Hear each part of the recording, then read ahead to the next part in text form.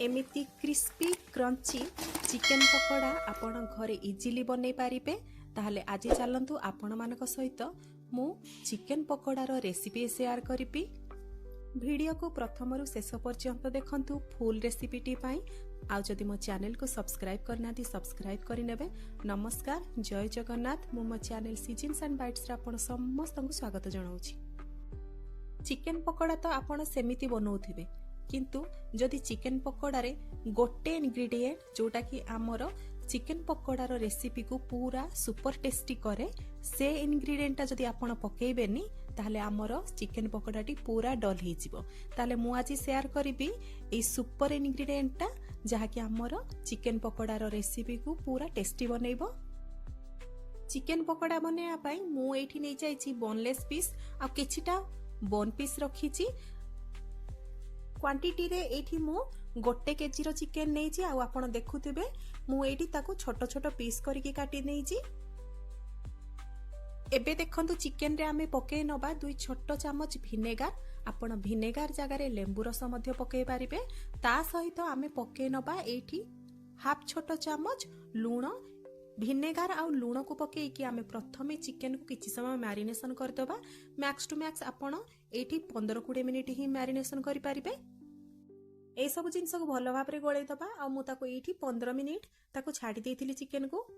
Chicken T हमर rest करिबा समय रे चालंतु मु आपन सहित शेयर करि नेबी से सुपर इनग्रेडिएंट जहा कि हमर चिकेन पकोड़ा को बहुत टेस्टी करि थाए। ताहले चालंतु नै जिबा अल्प किछि पुदीना पत्र आ ता सहित अल्प किछि धनिया पत्र आ किछि कंचा लंका को नै जिबा। पुदीना पत्र आ धनिया पत्र रो क्वांटिटी को मु एठी सेम रखिछि। पुदीना पत्र आ धनिया पत्र एठी मु कणिया डांग नेछि। ता सहित आपण सेथिरे डेंफो मध्ये पकेइ पारिबे। ता सहित मु एठी राग पई 3टी कंचा लंका को नेछि। ए सब को आमे खदड़ बाटी नबा आ ताको साइड रे रखि नबा। एबे देखंतु 15 मिनिट हे गलानी चिकेन हमर रेस्ट करिवारे। ताहले चालंतु देखंतु एथरो जो एक्स्ट्रा आइंस पानीटी बाहरची से सब को आमे पकेइ दबा। से आइंस पानी को आमे रखिबा नाही। एबे चालंतु चिकेन को मैरिनेशन करि नबा। मैरिनेशन रे मु नै जाइछि 2 बड़ चामच अदा रसुण पेस्ट।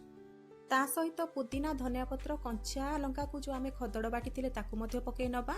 ता सहित पकेइ नबा गोटे बड़ चामच धनिया गुंड, गोटे बड़ चामच जीरा गुंड आ गोटे बड़ चामच चिकेन मसला पाउडर।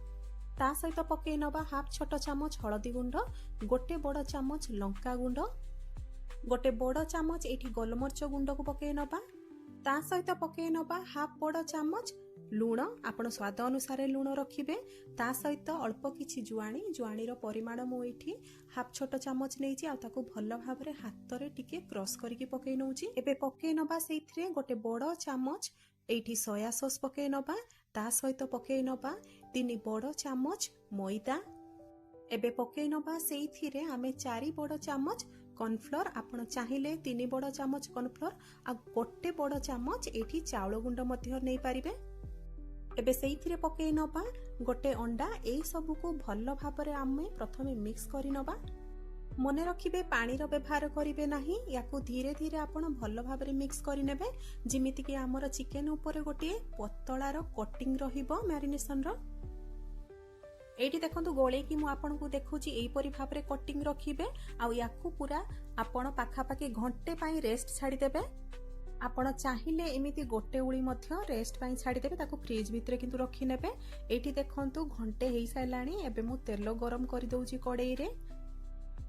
घंटे परे मु एठी मैरिनेटेड हेइथिबा चिकेन को देखौची। देखंतु चिकेन हमर बिल्कुल भी पानी छाडीनी, पूरा सुखा सुखा अछि। देखंतु तेल हमर भलो भाबरे एठी गरम हेई जाईची। एबे पकेइ नबा सेइथिरे चिकेन। चिकेन को पकेइबा समय जदि आपण देखिबे जे एमिति तेल रे बबल्स आसुची, आपण जानिबे जे हमर तेलर टेम्परेचर ठीक अछि।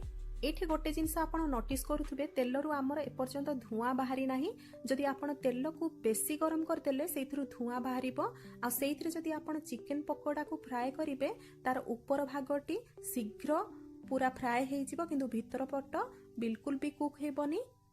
तेणु तेल को बेसी गरम करिबा दरकार नाही। एमिति देखंतु आपण पूरा ताकू हाई रे रखिथिबे फ्लेम को, किंतु बेसी तेल गरम करि नथिबे। जदि तेल बेसी गरम हो जाइथिबो ताहले आपण चिकेन पकोड़ा गुडा को तेल रे पकेइ सारला परे फ्लेम को मीडियम को आनी पकेइबे। ଏଇଠି ଆପଣଙ୍କୁ ମୁଁ ଦେଖାଉଛି 5 ମିନିଟ୍ ପରେ। ଦେଖନ୍ତୁ ମୁଁ ପିଠା କଡ଼ିକା ମାରିକି ଦେଖାଉଛି। ଏଇଠି ଆମର ଚିକେନ ପକୋଡ଼ା ଗୋଟେ ସହିତ ଗୋଟେ ଲାଗିଯାଇନି, ପୁରା ଗୋଟା ଗୋଟା ହେଇକି ରହିଛି ସବୁ ପିସ୍ ଗୁଡ଼ାକ।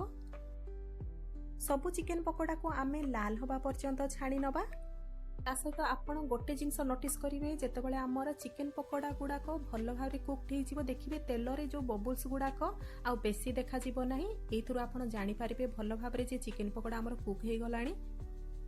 ଏଇଠି ଦେଖନ୍ତୁ ଆମର ଚିକେନ ପକୋଡ଼ା ଲାଲ ଲାଲ ହେଇଗଲାଣି। ଏବେ ତାକୁ ଭଲ ଭାବରେ ତେଲରୁ ଛାଣି ନେବା। ଦେଖନ୍ତୁ କୌଣସି ଫୁଡ୍ କଲର ଆମେ ମ୍ୟାରିନେସନରେ ଦେଇନଥିଲେ, ତଥାପି ଆମର ଚିକେନ ପକୋଡ଼ା ପୁରା ଡେଲିସିୟସ୍ ଲାଲ ଲାଲ ଦେଖାଯାଉଛି। ଏମିତି ଆପଣ ସବୁ ଚିକେନ ପକୋଡ଼ା ଗୁଡ଼ାକ ଛାଣି ନେବେ। ଦେଖନ୍ତୁ ଏଇଠି ମୁଁ ଗୋଟେ ଚିକେନ ପକୋଡ଼ାର ପିସ୍ ଦେଖାଉଛି। ଇଏ ବାହାରୁ ଯେମିତି କ୍ରିସ୍ପି ହେଇଛି, ତା ସହିତ ଭିତରୁ ମଧ୍ୟ ଭଲ ଭାବରେ କୁକ୍ ହେଇଛି। ତାହେଲେ ଏମିତି ଘରେ ହେଲ୍ଦି ଚିକେନ ପକୋଡ଼ା ବନାନ୍ତୁ ଆଉ ଏନ୍ଜୟ କରନ୍ତୁ। ମୁଁ ଏଇଠି ଚିକେନ ପକୋଡ଼ା ସହିତ ଅଳ୍ପ କିଛି ପିଆଜ, ତା ସହିତ ସ୍ପ୍ରିଙ୍ଗ ଅନିଅନ ଏଇଠି ସର୍ଭ କରିଛି। ଆଉ ତା ସହିତ ମୁଁ ଏଇଠି ଗ୍ରୀନ୍ ଚଟନି ସର୍ଭ କରିଛି। ଆପଣ ୟାକୁ ଟମାଟୋ ସସ୍ ଆଉ ଚିଲି ସସ୍ ସହିତ ମଧ୍ୟ ଖାଇପାରିବେ। ତେବେ ଭିଡ଼ିଓଟି ଯଦି ଭଲ ଲାଗିଥିବ ଲାଇକ୍ଟେ ନିହାତି କରିବେ। ଏଇ ରେସିପିଟି ଘରେ ବନାନ୍ତୁ, ଖାଇକି ନିଜ ମତାମତ ମୋତେ କମେଣ୍ଟ ମାଧ୍ୟମରେ ଜଣାନ୍ତୁ। ଭିଡ଼ିଓଟି ଭଲ ଲାଗିଥିଲେ ସାଙ୍ଗସାଥି ବନ୍ଧୁବାନ୍ଧବମାନଙ୍କ ସହିତ ସେୟାର କରିବେ। ମୋ ଚ୍ୟାନେଲକୁ ଯଦି ସବସ୍କ୍ରାଇବ୍ କରିନାହାନ୍ତି ସବସ୍କ୍ରାଇବ୍ କରିନେବେ। ପୁଣି ଦେଖାହବ ଗୋଟେ ନୂଆ ରେସିପି ଭିଡ଼ିଓରେ। ନମସ୍କାର, ଜୟ ଜଗନ୍ନାଥ।